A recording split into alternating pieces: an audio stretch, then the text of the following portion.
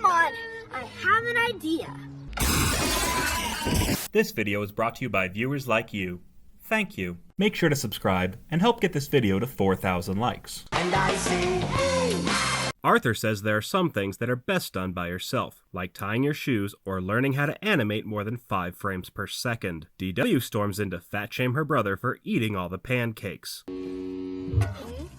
Ugh, why is this animation so cursed? DW gets to take home her preschool class pet and spends the afternoon staring down her new prey. The Tibble torpedoes whine how they also want to take the rabbit home. Miss Morgan sides with DW as she's the lesser of two evils, even though DW has a consistent track record of losing or killing every single pet she's ever had. The kids head outside as the jealous jackasses heckle DW from the sidelines. Can't believe she's trusting DW with an innocent little bunny. She's gonna mess up. Is it bad that I'm on their side for once? Mrs. Reed stupidly agrees to let DW keep the bunny in the same room her baby sister sleeps in. What could possibly go wrong? Larry and I are best buddies. Who names a rabbit Larry? You don't give animals people names. Then again, I guess all the animals in this show have people names. Arthur and his mom tell DW that taking care of a pet is a huge responsibility, which feels like a conversation they should have had before they agreed to look after Larry. Her mom reminds her not to take Larry out of his cage without a leash. DW claims she'll be the best bunny sitter in the world, in the sense that she'll probably sit on Larry by accident at some point in the episode. Arthur, bunnies don't eat carrots. They eat pellets. Alright, I'll give you that one. That's actually a good thing to know. 1 gold star for DW. She kicks Arthur out of her room so she can have Larry all to herself. Larry, you poor bastard. That night, DW brags how Larry does everything she tells him to, like eating his food and shitting all over his cage. Arthur tries to chime in when DW takes things from 0 to 100. You may know about dogs, Arthur, but you don't know beans about bunnies. You're 4. You don't even know how to spell beans. After dinner, DW's mom reads her favorite book, Hopalong the Hare, even though I distinctly remember him being a frog. Is this some Berenstain Bears Mandela shit? DW feels bad that Larry has to stay cooped up in his cage. But he has you for a friend, right? It doesn't get any better than that. She said sarcastically. DW steals Pal's leash and tries to fit a dog collar around Larry, even though Larry already has his own collar she could hook the leash to. Can you smell it, Larry? The fresh, fruity air? Are you feeling it now, Mr. Krabs? She takes the rabbit outside and almost immediately loses track of him. Who could have seen that coming? DW has a full-on crap attack while Arthur rightfully chews her out. DW is so defensive that she stops her search to get into a pissing match with her brother.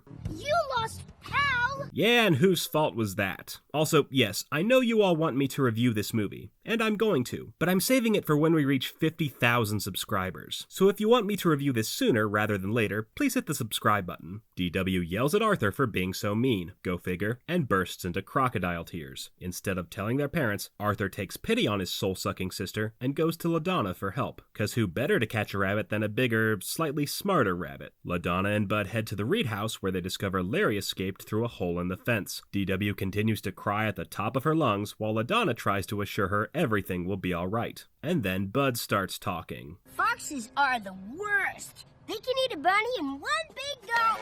Fuck you, foxes are awesome. LaDonna says she can lure Larry back with her special bunny call, which is apparently a thing. This might look weird, but it worked once, so I'm gonna try it again. You're saying you've done this more than once? I'm starting to see why your family had to leave Louisiana. Bud distracts DW with his bayou babbling while LaDonna uses her primal psychic link to find Larry. Turns out Larry hopped right out of the frying pan and directly into the fire, as he ends up in the middle of the Tibbles' backyard. The crappy cowboys chase the poor bunny all over the yard. Thankfully, Larry escapes before the Beta brothers can turn him into their next meal. Larry hops all the way back to the Reed house, where the kids finally catch him. They go to tell DW, who's dead-ass asleep thanks to Bud's dull drawl. Did you know the turkeys will follow you home if you let them? Yeah, it's getting them to leave the next morning that's the hard part. Arthur puts DW to bed and sneaks out before she has a chance to screw things up again. DW then has a cost-effective nightmare where the Tibble tree huggers torment her for losing Larry. Bunny loser, bunny loser. No,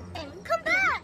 DW wakes up in a cold sweat and assumes the whole thing was just a dream. How convenient. She gets a phone call from the Tibble trash who threaten her with blackmail for losing Larry. DW says fuck that and promptly hangs up on their asses. The episode ends with Arthur feeding Larry a carrot. That way DW will be forced to clean up his impending diarrhea. Let's review. DW insisted on taking care of the class pet, despite her tumultuous history with house pets. She hogged the bunny all to herself and refused to take any advice from her family. She insisted on taking the rabbit outside and lost him almost immediately. She yelled at her brother for trying to help her and did absolutely nothing to get the bunny back home. And even when the kids finally caught the rabbit, DW slept through the whole thing and convinced herself it was all just a dream. That way she doesn't have to learn from her mistakes and can continue to be a petty pet sitter. F you, DW.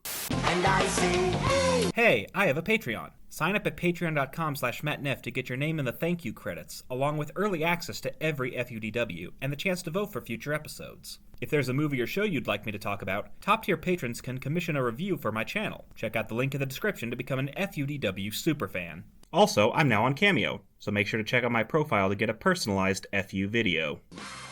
Next time on FUDW... You don't have a popsicle stick collection, Arthur. Not yet. But what if I decide to start one? And I say, hey! What a wonderful time.